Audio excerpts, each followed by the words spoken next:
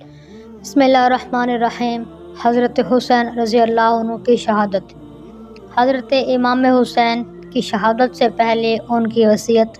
لکھا ہے کہ حضرت امام حسین رضی اللہ تعالیٰ عنہ کے صاحبزادے حضرت زین العابدین بیمار کے سوا، جن کی عمر 18 برس کی تھی، اور کوئی مرد نہ رہا، آپ اس وقت شہزادیوں کی طرف سے بہت بے چین ہوئے کہ افسوس، دنیا میں کوئی آدمی اس وقت ان کے سر پر نہ رہا، اور شہزادیوں کی یہ حالت کہ آنکھوں سے آنسوں کا تار برابر جاری تھا، کسی کے دم میں دم نہیں تھا، لیکن ایسی آفت کے وقت میں صبر کرنا اور خدا کے حکم میں راضی رہنا انہی مقبولان الہی کا کام تھا۔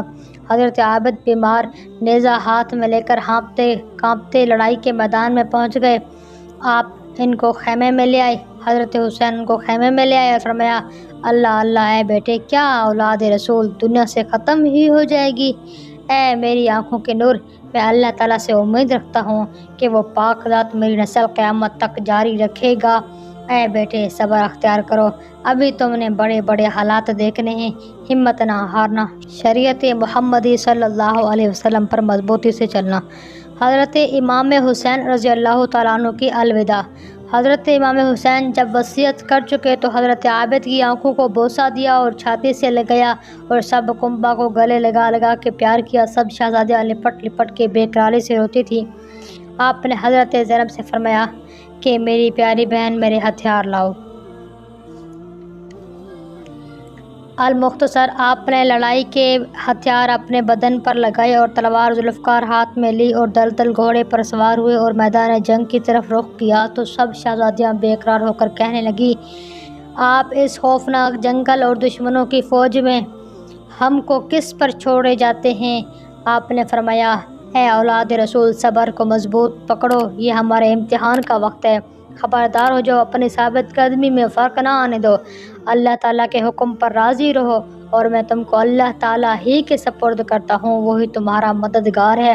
یہ تسلی دے کر آپ لڑائی کے میدان میں آئے اور نیزہ زمین پر کھڑا کر کے عربی لوگوں کی عادتوں کے مطابق جوش مردانگی سے اپنے خاندانی شرافت اور عزت کا بیان کیا۔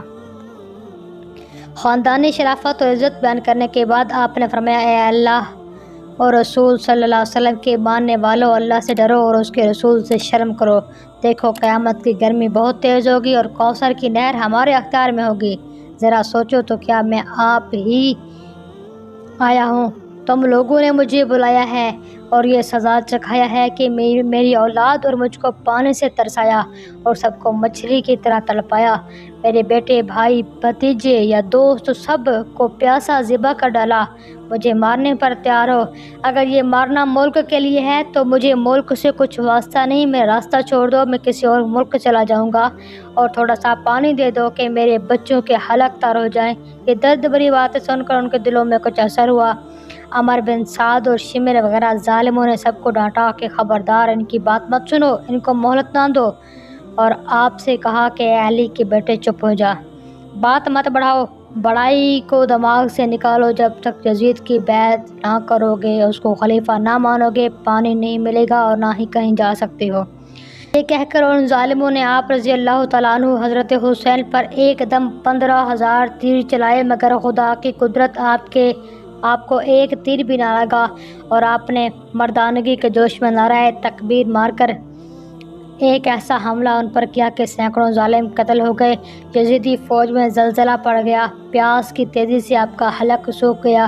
آپ نے اس وقت دریا پہ جانے کا ارادہ کیا اور اپنی تلوار ذوالفقار کھینچی اور گھوڑے کو دریا کی طرف روانہ کیا۔ اللہ اکبر، کیا شان ہے صاحب ذوالفقار کی کہ 20,000 لشکر کو چیرتے کاٹتے دریا پر پہنچے، اور کیا کمال رکھتا تھا آپ کا گھوڑا، دلدل کی بجلی کی طرح دم کے دم میں دریا پر جا چمکا۔ آپ نے گھوڑے کو دریا میں ڈالا اور ایک چلو پانی بھر کر پینے کو اٹھایا تو ایک ظالم نے دھوکہ دیا کہ تم پانی پیتے ہو اور ادھر خیمہ لوٹ رہا ہے۔ یہ خبر وحشت اثر سن کر غیرت کی وجہ سے آپ نے پانی گرا دیا اور ایک دم دشمنوں کو مارتے کاٹتے خیمہ آئے۔ معلوم ہوا کہ دشمن نے دھوکہ دیا تھا۔ اللہ اکبر، اے اللہ تیری قدرت کے کمال، تقدیر میں یہی لکھا تھا کہ دنیا کے پانے سے شہزادہ کونین حضرت امام حسین رضی اللہ تعالیٰ عنہ کا روزہ نہ کھلے۔ دریا پر جانے اور آنے میں آپ نے 400 ظالموں کو قتل کر دیا۔ حضرت امام حسین رضی اللہ تعالی عنہ نے خیمہ شریف میں آ کر دیکھا کہ سب شہزادیاں بے قراری سے رو رہی ہیں۔ آپ نے سب کو گلے لگایا اور فرمایا، اے اولاد رسول، بس یہ آخری دیدار ہے، تم کو اللہ کے سپرد کرتا ہوں۔ یہ بات سن کر حضرت شہر بانو تڑپ گئی اور کہا کہ اے میرے غمخوار، گو دنیا کے لحاظ سے میں ایران کے بادشاہ کی بیٹی ہوں، لیکن بے وطن اور بے کس ہوں۔ آپ کی بیٹیاں بہنیں تو اولاد رسول ہیں، ممکن ہے لوگ ان کی عزت کا لحاظ کریں اور میرا لحاظ کون کرے گا؟ اس وقت آپ نے آسمان کی طرف دیکھا اور آنکھوں میں آنسو بھر کر فرمایا، خداوند کریم، تو میری عزت کی حفاظت کر۔ پھر حضرت شہر بانو سے فرمایا، تم یہ غم نہ کرو، میں اللہ کے دین کی حفاظت میں جان دے رہا ہوں، وہی تمہاری حفاظت کرے گا۔ یہ فرما کر آپ پھر میدان میں آئے۔ ابن سعد اور شمر وغیرہ فوجی افسروں نے اپنی فوج کو حکم دیا کہ اے فوجیوں، ہمت کرو، ہر طرف سے گھیر لو اور جھگڑا ختم کرو۔ بس ان کتوں نے آپ کو ہر طرف سے گھیر لیا۔ آپ بڑی تیزی سے ان کو مارتے کاٹتے رہے اور 3 دن رات کے بھوکے پیاسے اور غموں کے مارے ہوئے تھے۔ کہاں تک اتنی فوج سے لڑتے؟ ہزار بلکہ بے شمار کہ سردار جنت ساقی کوثر پر ان کتوں نے تیر اور نیزوں اور تلواروں کا مینہ برسا دیا۔ آپ کا وہ نازک بدن جو رحمت عالم محسن اعظم حضرت محمد صلی اللہ علیہ وسلم کی ہم شکل تھا، زخموں سے چھلنی بنا دیا۔ ایک ایک زخم پر 100 زخم کاری لگے اور ایک تیر آپ کی پیشانی مبارک پر ایسا لگا کہ خون پیشانی سے اچھلا، جس سے آپ کا تمام چہرہ مبارک رنگ گیا اور آپ کی کمزوری کی وجہ سے آپ زمین پر گرے۔ جب آپ گھوڑے سے گرے اور شمر ظالم آپ کے پاک سینے پر چڑھ بیٹھا، آپ نے فرمایا کہ تو کون ہے؟ کہا، شمر ہوں۔ آپ نے اس کے 2 دانت لبوں سے باہر نکلے دیکھے، کوڑ کے داغ اس کے ناپاک سینہ پر دیکھے تو فرمایا، سچ ارشاد فرمایا تھا میرے نانا جان نے کہ بیٹے حسین تیرا قاتل کوڑھی کتا ہوگا، بس وہ کوڑھی کتا تو ہی ہے۔ اے شمر، میرے نانا جان میری داہنی طرف کھڑے ہیں اور حضرت یحییٰ بائیں طرف کھڑے ہیں، افسوس سے ہاتھ مل رہے ہیں۔ اے شمر، میں نے ظہر کی نماز کا وقت پایا ہے، ذرا چھاتی سے اتر جا اور آخری نماز پڑھ لینے دے۔ شمر آپ کے سینے سے ہٹا۔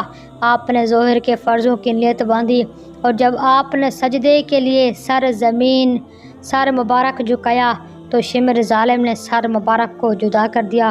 اللہ اکبر۔ شہزادہ کونین حضرت امام حسین رضی اللہ تعالیٰ عنہ کیسے عاشق تھے اللہ کے، اور کس قدر اللہ کے حکم کی عزت آپ کے دل میں تھی، کہ کس قدر نماز پڑھنے کا شوق تھا، کہ زخموں سے چور ہیں مگر نماز پڑھتے ہوئے آئین سجدے کی حالت میں آپ کی روح مبارک جنت الفردوس میں جلوہ افروز ہوئی۔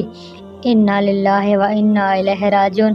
آج جو حضرات عشق حسین میں ماتم کرتے ہیں، نمازوں کا خیال تک نہیں رہتا۔ ارے حسین سے سیکھیے کہ جو اپنے آخری وقت میں بھی اپنی نماز کو نہیں چھوڑتے تھے۔ کیا یہ محبت ہے؟